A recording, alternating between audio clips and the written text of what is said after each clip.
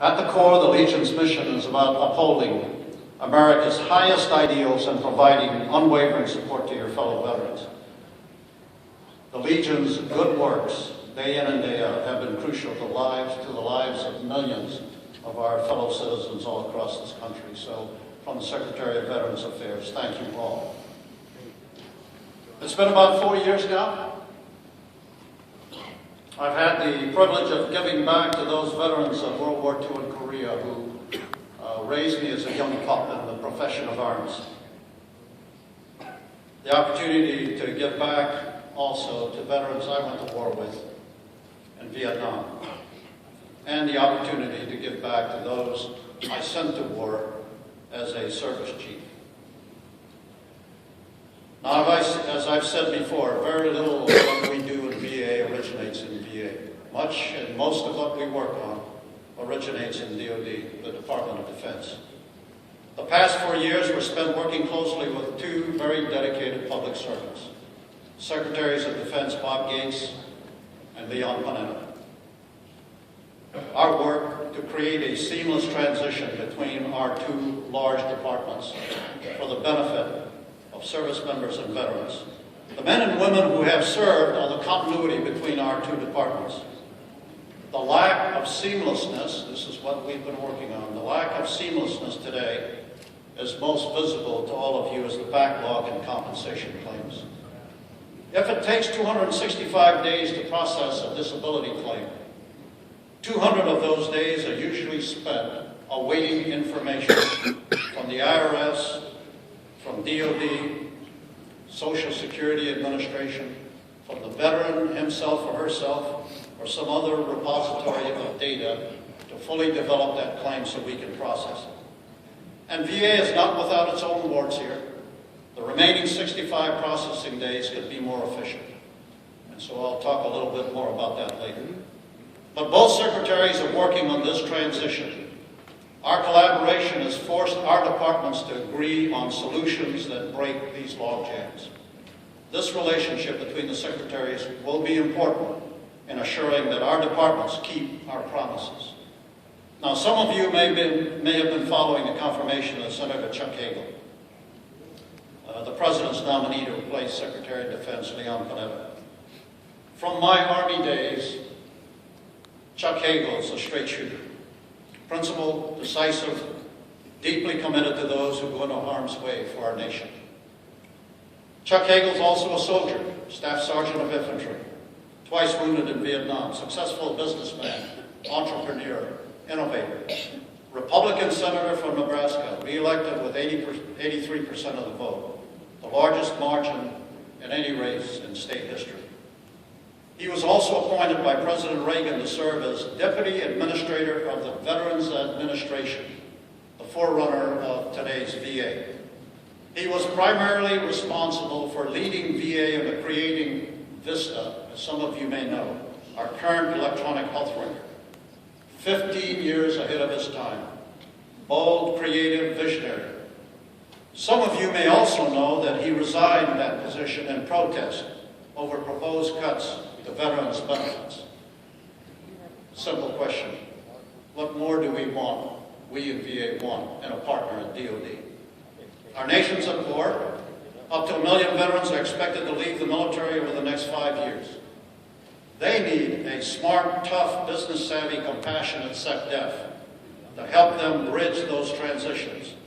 Someone with the right instincts about national security, and someone who cares deeply about those who walk point for the nation.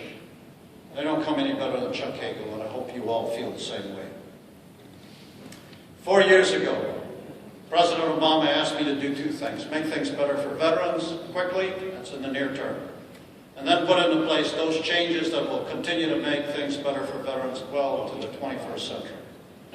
Now look, change is hard, and change in large organizations is near impossible. At least that's what I'm told.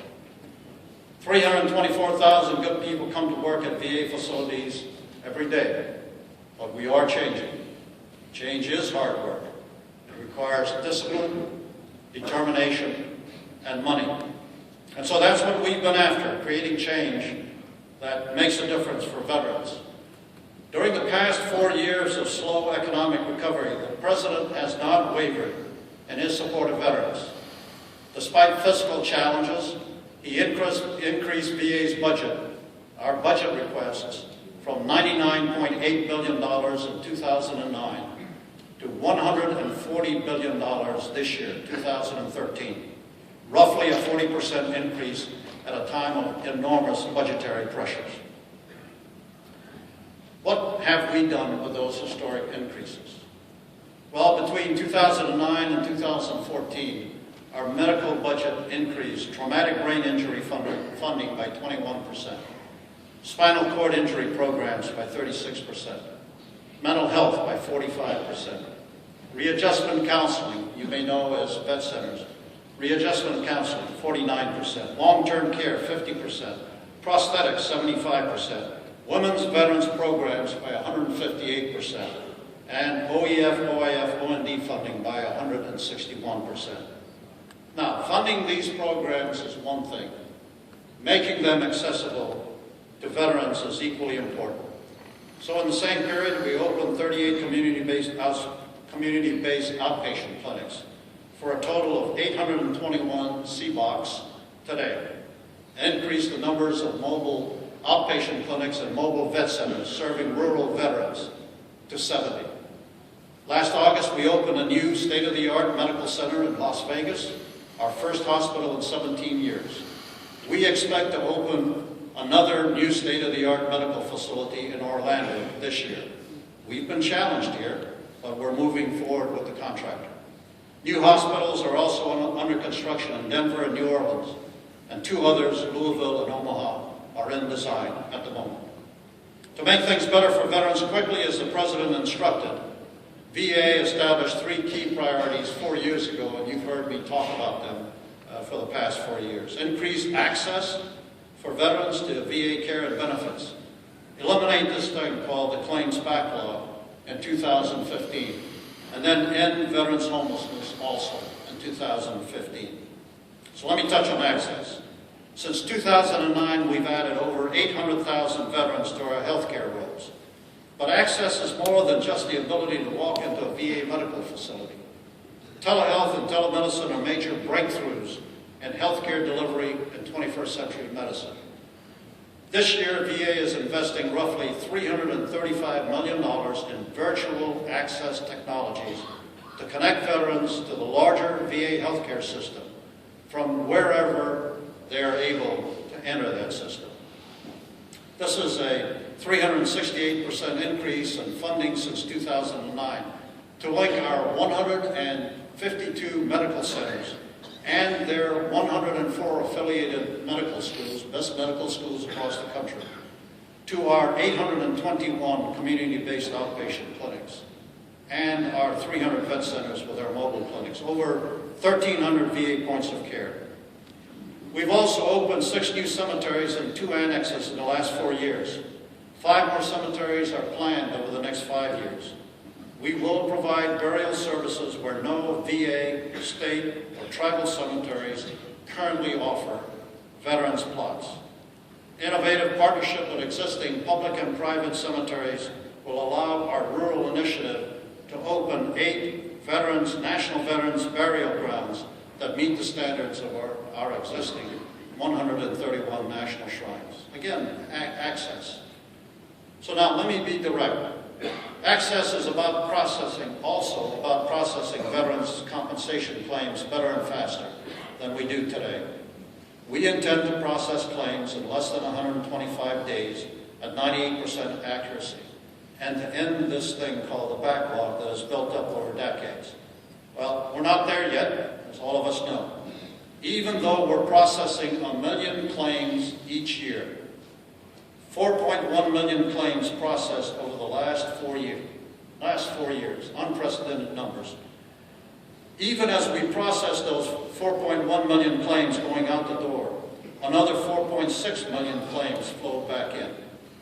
Paper claims. So we must automate, get out of paper, and we're in the process of doing that. Today we're deploying an automated tool that we developed over the past 2 years. It's taken 2 years to put this tool together. VBMS, the Veterans Benefits Management Starting last October, VBMS has been deployed to 20 VBA regional offices today and will be in all 56 regional offices by the end of this year. The American Legion and other VSOs got a chance to see VBMS in operation at Atlanta Regional Office this past week. I'm told that all were impressed with its functionality. So my message to you is VBMS is here, it works, we are on track to eliminating this backlog in 2015. Now the last of our three promises, access, backlog, homelessness, the last of our three promises was to end veterans homelessness also in 2015. We have reduced the estimated number of homeless veterans living on our streets by 17% since 2009. Today's estimate is 62,600. Again, it's an estimate. In addition to this rescue effort, we're also creating a national homeless veterans registry to track our known homeless and at-risk populations closely to ensure that resources end up where they're needed. Winning this battle against veterans homelessness entails both rescue and prevention. Rescue those who are on the streets today and prevent those at risk of homelessness from starting into that downward spiral. Calls to our National Call Center for Homeless Veterans were up 123% last year. Referrals into our VA services were up 132%. All good signs. Our prevention strategy includes close partnership with about 150 community nonprofits all across the country. In 2011, we awarded $60 million in supportive service grants to those nonprofits to assist veterans and families avoid life on the streets. In 2012, we increased those grants to $100 million, and for 2013, we are currently reviewing proposals for the $300 million in grants we will distribute later this year. These resources directly helped about 21,000 veterans and over 35,000 household members, including 9,000 children. This year's grants will help up to 70,000 veterans and family members avoid homelessness. Now, there's nothing magical about preventing homelessness. It requires a good transition assistance program for everyone departing DOD before the uniform comes off. It requires education and training programs that equip veterans with necessary skills. It requires a high-quality health care to deal with the baggage that comes with life in uniform. And jobs with futures. Again, nothing exotic here, just the essentials, and we're after this. Since 2009, over $25 billion in post-9/11 GI Bill benefits have covered the education and training of more than 893,000 service members, veterans, family members, and survivors who are in the program. We're now working with SVA, Student Veterans of America, to track graduation rates. I still deliver a one-word speech to any student veteran audience I speak to. And that one-word speech is graduate. That's it, graduate. There's no payoff to you, no payoff to the program, no payoff to the country if you don't graduate. So graduate. And if I sound like your dad, I am. I'm paying most of your bills. And if you work it right, you may get a car.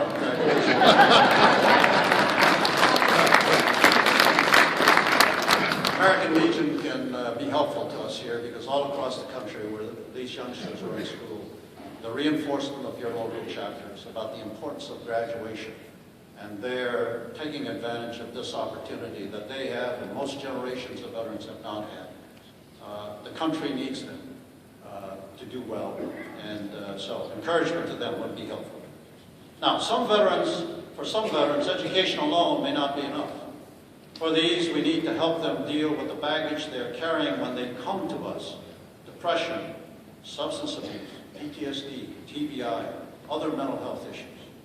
The number of veterans seeking VA mental health care has increased, and we are increasing staffing levels, growing our tele-mental health capabilities, and employing state-of-the-art evidence-based therapies. We will meet the President's 30 June deadline to increase our mental health staff by 1,600. We're also hiring and training 800 peer-to-peer mental health specialists, veterans who have wrestled with mental health issues themselves and succeeded. Credibility and trust are important in counseling, and these peer counselors have it. We've integrated mental health care into the primary care clinics of our medical centers and many of our larger community-based outpatient clinics to do two things: to expand access again, and then to reduce the stigma associated with mental health care. In the aftermath of battle, VA has grown a large and good mental health system, crucial to helping veterans make it all the way home. It'll be no different this time. If we diagnose and treat, people get better. We must get those in need of treatment into our programs, and we look for help from the VSOs in this. Suicides. Since its inception in 2007, the Veterans Crisis Line in Canandaigua, New York, has answered over 725,000 calls, responded to more than 80,000 chats, and 5,000 texts from veterans in need. In the most serious calls, 25,000 men and women have been rescued from a suicide in progress because of our intervention, the equivalent of 2 Army divisions. The number of calls is increasing, the percentage of rescues is going down, the number of veterans going into treatment is going up, and the veteran suicide rate has declined slightly. It's all good signs. Again, the number of calls are going up, which means people are calling. The rate of intervention is going down, which means people are calling earlier. And the level of referrals into treatment is going up, which means people actually end up in treatment, and the suicide rate is declining. It's all good indicators. We just got to hold the program together. We have just completed a 2012 VA suicide data report, and it bears close reading. The average veteran suicide profile is a 50-year-old, not a 30-year-old. We are working hard to understand this issue. VA and DoD have jointly funded a $100 million suicide research project. On the one hand, I'm pleased with that. But on the other, as I tell my folks, we'll be better informed about suicides, but we're not going to wait 10 years for the study's final results. More to come as we push on this issue in future reports. So VA's efforts to change is a work in progress. We've covered a lot of ground over the last 4 years, but more remains to be done. Key to this transformation, I say again, is the close working relationship I described earlier between the Secretaries of Defense and VA. I have met 12 times with Secretaries Gates and Panetta in the last 2 years, 3 times since December the 6th, 2012 alone. Unprecedented between 2 cabinet secretaries. Senator Hagel understands the importance of this relationship. We will work to continue harmonizing our departments for the men and women who serve and have served our nation in uniform. Now, the President delivered his State of the Union address on 12 February.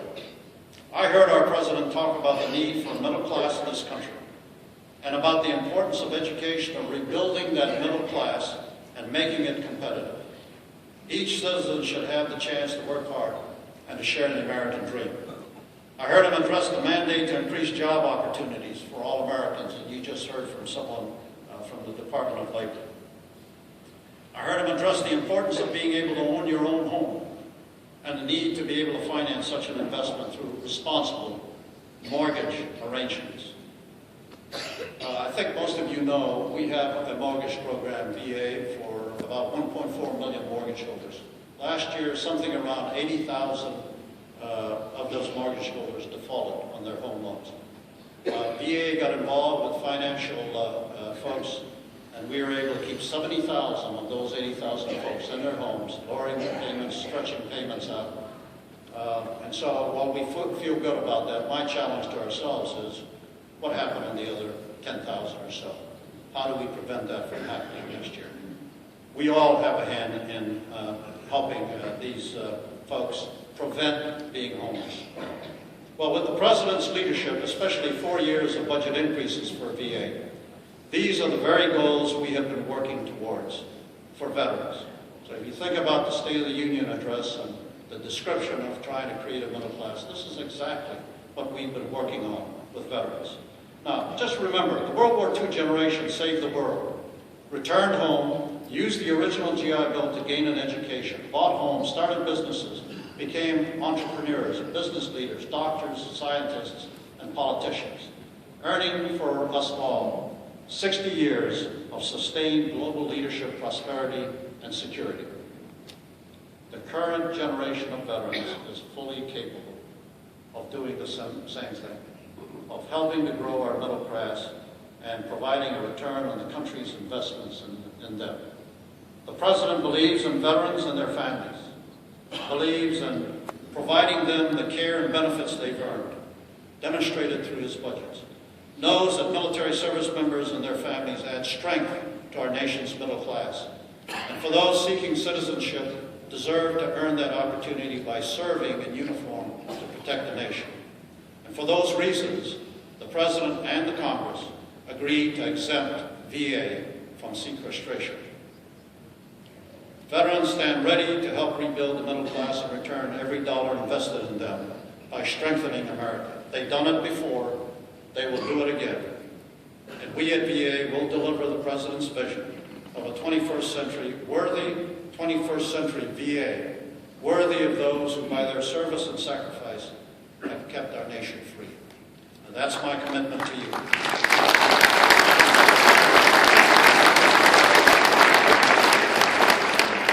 God bless those who serve and have served the nation in uniform. May God continue to bless this wonderful country of ours. And thank you. It's been great being here with you this morning.